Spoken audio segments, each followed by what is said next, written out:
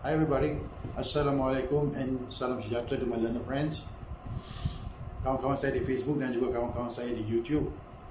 Hari ini kita akan berbicara satu perbicaraan persoalan yang penting dan trending di media sosial, di akhbar-akhbar tempatan dan juga di mulut bibir rakyat Malaysia. Perkataannya adalah DNAA. Apa itu DNAA sebenarnya? Dilepaskan tanpa dibebaskan dalam bahasa Melayunya, dan dalam bahasa Inggerisnya adalah discharge not amounting to an acquittal ataupun DNAA. Di dalam perbincangan ini saya akan gunakan istilah DNAA sebab dia mudah. Jadi kita faham bahawa DNAA ini adalah discharge not amounting to an acquittal, dan bahasa Melayunya dilepaskan tanpa dibebaskan. Mengapa perlu lepaskan seorang dan tidak bebaskan dia daripada perbuatan? Banyak faktor yang boleh membawa kepada situasi begini. Tapi kuasa untuk melepaskan seseorang itu terletak pada DPP, AG ataupun kepada mahkamah. Bilakah kuasa yang digunakan oleh AG dan bilakah kuasa yang digunakan oleh mahkamah akan kita bincang sekarang. Baik, kita mulakan daripada awal.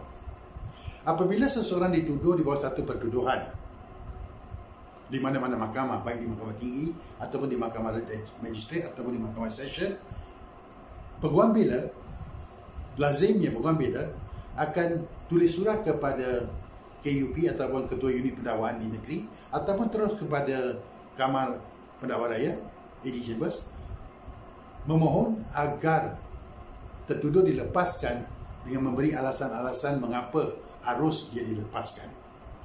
Baik, surah ini kami dalam bahasa perundangan kami panggil representasi. Kita buat representasi kepada KUP atau pada AG untuk melepaskan seseorang daripada pertuduhan. Ada kalanya AG atau KUP akan benarkan representasi kita, tapi dia tidak lepaskan. Dia akan kata boleh, tapi kita bagi dia DNAA. Ada kalanya dia tolak dan dia kata no, kita akan teruskan dengan pembicaraan. Kalau teruskan pembicaraan, go ahead. Tapi apabila AG ataupun KUP memberitahu bahawa dia tidak ada masalah dengan DNAA, maka DNAA itu akan disebut, DPP akan bawa ke mahkamah dan maklumkan pada mahkamah bahawa terdapat minit daripada AG ataupun daripada KUP bahawa seseorang ini, tertuduh ini akan dilepaskan tanpa dibebaskan, dan dia dilepaskan tanpa dibebaskan. Apabila dilepaskan tanpa dibebaskan, duit jaminan akan dipulangkan balik. Tapi apabila terdapat bukti yang mencukupi dan pihak pendakwaan dapat perkukuhkan lagi tindakan mereka, kes mereka terhadap OKT boleh dibawa balik ke mahkamah dan dituduh semula. Okay, so that's very dangerous. Itulah bahayanya DNAA daripada outright acquittal and discharge. DNAA boleh didakwa semula atas pertuduhan yang sama, tapi apabila seseorang itu dilepaskan dan dibebaskan, dia tidak boleh dituduh atas pertuduhan yang sama buat kali kedua. So that is one part. Sebelum perbicaraan bermula, kita boleh buat satu representasi kepada AG atau pada KUP, mohon agar tertuduh dilepaskan. AG atau KUP boleh study balik dia apa-apa keterangan yang dia ada dan sebagainya, dan dia boleh sama ada lepaskan dan bebaskan jarang berlaku, lepaskan tanpa dibebaskan lazim berlaku, ataupun teruskan dengan tindakan selalu berlaku. Itu tiga keadaan. Baik, itu adalah sebelum perbicaraan. Apabila perbicaraan sudah bermula, baik, apabila perbicaraan sudah bermula tapi belum lagi ada keputusan, baik, pendakwa raya boleh memohon kepada mahkamah, boleh maklumkan kepada mahkamah bahawa pendakwa raya tidak ingin teruskan dengan pertuduhan dan mahkamah akan lepaskan tertuduh daripada pertuduhan. Itu adalah di bawah Seksyen 254 dalam kurungan 1. Di bawah Seksyen 254 pegawai pendakwa, bermaknanya ini di mahkamah rendah, pegawai pendakwa boleh maklumkan kepada magistrate ataupun hakim session bahawa mereka tidak ingin teruskan dengan pendakwaan terhadap tertuduh tertuduh tidak ingin teruskan dengan tertuduh dan ingin tarik balik tuduhan, dan mahkamah dengan kebenaran mahkamah, tertuduh boleh dilepaskan daripada pertuduhan. Seksyen 254 dalam kurungan 3 mengatakan pelepasan ini bukan satu pelepasan dan dengan kebebasan. Pelepasan ini adalah pelepasan tanpa kebebasan. Bermaknanya di bawah Seksyen 254A dikatakan A besar, dikatakan bahawa tertuduh ini boleh dituduh semula apabila keadaan mengizinkan pertuduhan baru terhadap OKT tertuduh tadi. Apakah apa yang dikatakan mengapa dan dalam keadaan apa pendakwa raya atau pegawai pendakwa akan meminta mahkamah untuk lepas, untuk maklumkan bahawa dia tidak ingin teruskan dengan pendakwaan? Banyak sebab. Satu, selepas saksi disoal oleh pendakwa dan disoal semula, soal balas oleh peguam bela dan disoal semula oleh pendakwa, terbongkar berapa lompongan dalam kes pendakwaan yang boleh membawa kepada, menjurus kepada tertuduh akan dilepaskan pada penghujung kes pendakwaan. Atau walaupun dipanggil untuk membela diri, tertuduh dapat ungkitkan beberapa isu yang boleh bawa kepada keraguan munasabah di dalam kes pendakwaan tadi. Dan pendakwa raya tidak mahu membuang masa mahkamah, diminta mahkamah agar tertuduh dilepaskan, dan mahkamah akan catatkan di bawah Seksyen 254 dan kurungan 3 dilepaskan tanpa dibebaskan. Baik, itu satu. Nombor 2, apabila kes pendakwaan sedang berjalan dengan lancar, habis semua saksi-saksi dipanggil, tapi terdapat saksi yang penting tidak dapat dikesan.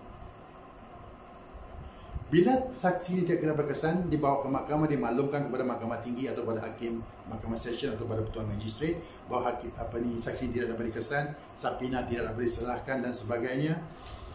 Diminta satu penangguhan, dapat satu penangguhan. Pada penangguhan yang akan datang, dia datang balik kepada mahkamah, dia maklumkan lagi sekali dia tidak dapat untuk kesan saksi ini dan sebagainya.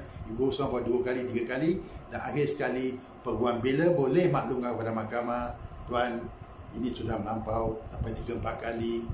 Saya mohon agar mahkamah benarkan satu DNAA terhadap tertuduh, dan mahkamah boleh catatkan satu DNAA terhadap tertuduh, dan tertuduh boleh collect balik duit jaminan dia dan dia balik. Kemudian hari mungkin DPP ataupun AG dapat saksi itu dapat kesan ataupun tidak dapat kesan saksi itu, kes itu akan lupus.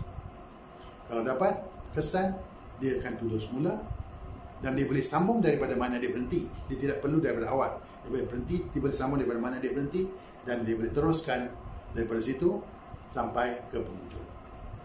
That is the DNAA. Dia berbeza daripada acquittal and discharge. Seseorang, bila seseorang dapat satu acquittal, dilepaskan dan dibebaskan. Bila? Dan apa perbezaan dia? Perbezaan dia mudah. Baik. Seperti kita tahu, mana-mana kes jenayah terdapat 2 bahagian. Bahagian pertama adalah kes pendakwa raya dan bahagian kedua adalah kes pembelaan andai kata tertuduh dipanggil untuk membela diri. Baik. So dari di peringkat pertama, apabila pendakwa telah panggil semua saksi pendakwaan dan semua keterangan yang hendak telah diketengahkan, maka akan berlaku pengujahan bahawa pendakwaan telah gagal untuk buktikan satu kes prima facie, dan pendakwa pula akan katakan bahawa dia telah berjaya untuk buktikan satu kes prima facie. Apa itu prima facie? Mungkin pada hari lain kita akan bahas. Today kita pakai DNA. What happens?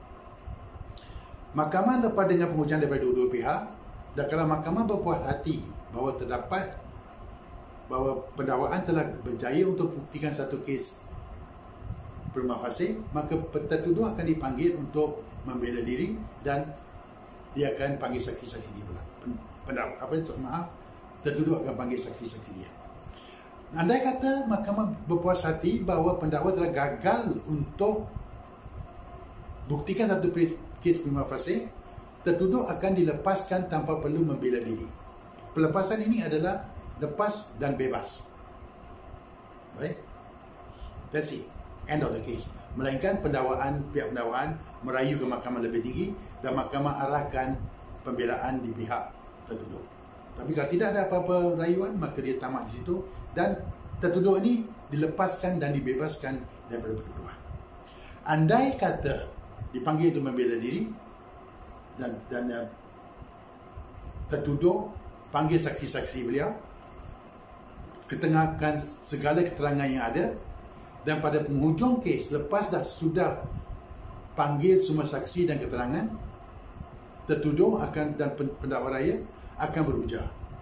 Pendakwa raya akan berujar bahawa tertuduh telah gagal untuk ungkitkan sebarang keraguan yang munasabah, manakala tertuduh akan berujar bahawa dia telah berjaya untuk ungkitkan beberapa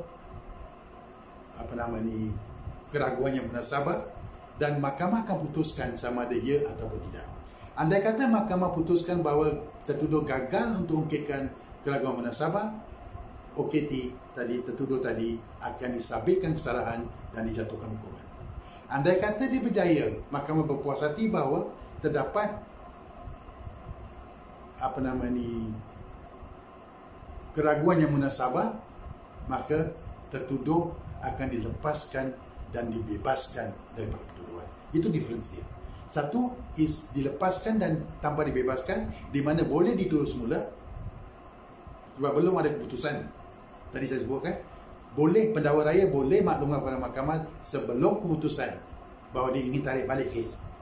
Belum ada keputusan. Tapi apabila sudah ada keputusan, baik di penghujung kes pendakwaan ataupun di hujung kes pembelaan, dan mahkamah berpuas hati bahawa terdapat keraguan yang munasabah, tertuduh akan dilepaskan dan dibebaskan daripada tuduhan. Dia tidak boleh tuduh balik. Di bawah perlembagaan kita jelas ya, seseorang tidak boleh dituduh atas kesalahan yang sama 2 kali. Baik, tapi seseorang boleh dibawa ke mahkamah atas tuduhan yang sama 2 atau 3 kali. Dan keadaan kali pertama dia dapat DNA, bila ada cukup dia punya keterangan, dia bawa lagi sekali kes yang sama, fakta yang sama. Kali kedua same thing happen, kali ketiga dia boleh bawa lagi sekali. Tapi kalau terlalu sangat nanti tak boleh lah. Mungkin 2 kali mungkin boleh dituduh atas pertuduhan sama, atas kelakuan yang sama, atas perbuatan yang sama. Andai kata kali pertama dia jatuhkan hukuman dia is DNAA. Dia boleh tuduh semula dan dia boleh sambung daripada mana dia berhenti dalam tuduhan pertama. Melainkan cara representasi tadi. There's no case. So daripada awal lagi, belum lagi panggil saksi, no evidence has been led, belum panggil saksi lagi, dan dia sudah pun dibebaskan dan dilepaskan tanpa dibebaskan. Mungkin satu hari nanti bila sudah cukup bukti, dia akan tuduh semula. Baik, dalam kes yang jadi trending sekarang ni, kes Riza. Kes Riza. What is the issue dalam kes Riza? Dia diberi DNA sebab ada plea bargaining. Baik, Section 92 daripada dalam Akta Amlah Anti Money Laundering Act, sekarang ni dah tukar nama panjang saya pun tak berapa ingat. Dalam Amlah membenarkan seseorang yang melakukan pengubaran wang haram boleh dikompaundkan. Jadi apabila seseorang itu dikompaundkan, dia tidak boleh didakwa lagi sebab double jeopardy. You dah compoundkan dia, lepas you nak sabitkan dia lagi dalam satu kesalahan atau perbuatan yang sama, memang perlembagaan kita tidak benarkan. Orang politik boleh bercakap macam-macam, tapi orang perundangan akan tahu. Tapi kita tidak mahu to dwell into that issue of a Riza bin case. Mungkin di satu hari kelak, mungkin besok saya boleh bercakap pasal Section 92 Akta dan kuasa yang diberi kepada pendakwaan untuk compound, pertama dia dah bayar compound, mengapa DNA, kalau dah bayar compound mengapa tidak bagi a straight acquittal? Takkan dah bayar compound nanti dia akan charge semula. Semua perkara ni kita akan bincang pada hari yang kemudian. So the issue pada hari ini adalah untuk saya beritahu kepada kalian agar tidak terkeliru dengan dua istilah lepas dan bebas. Bilakah seseorang tu dilepaskan dan dibebaskan, dan bilakah seseorang tu dilepaskan tanpa dibebaskan? Saya rasa sudah cukup untuk hari ini. Saya rasa sudah jelas dalam keadaan mana dan siapa yang boleh bagi perintah sedemikian. AG atau KUP dalam representasi dia boleh buat sebelum dituduh.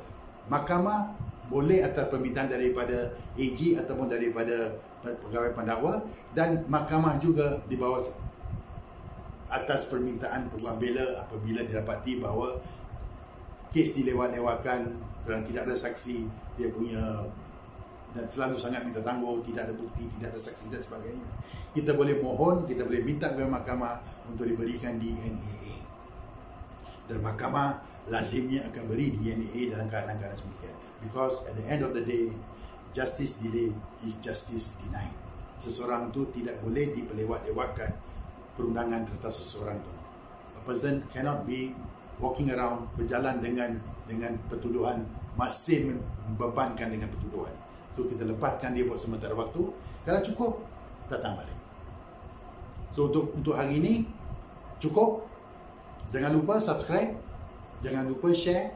Jangan ada apa-apa isu yang hendak kita bincang, di bawah nanti dalam comment section tu boleh tanya, boleh minta isu, boleh bagi saya tajuk-tajuk yang saudara ingin berbincang. InsyaAllah saya akan cuba sedaya upaya untuk beri penjelasan dengan bahasa yang paling mudah supaya semua orang boleh faham. Saya sekarang ini bercakap bukan antara seorang peguam dan seorang peguam. Saya bercakap antara seorang peguam dan orang ramai yang mungkin tidak ada fahaman secara jelas apa yang berlaku di mahkamah, apakah istilah-istilah yang kita gunakan di mahkamah. Dan insyaAllah saya akan cuba sedaya upaya untuk memberi maklumat tepat dan cepat kepada saudara. Assalamualaikum warahmatullahi wabarakatuh. Salam sejahtera. See you guys.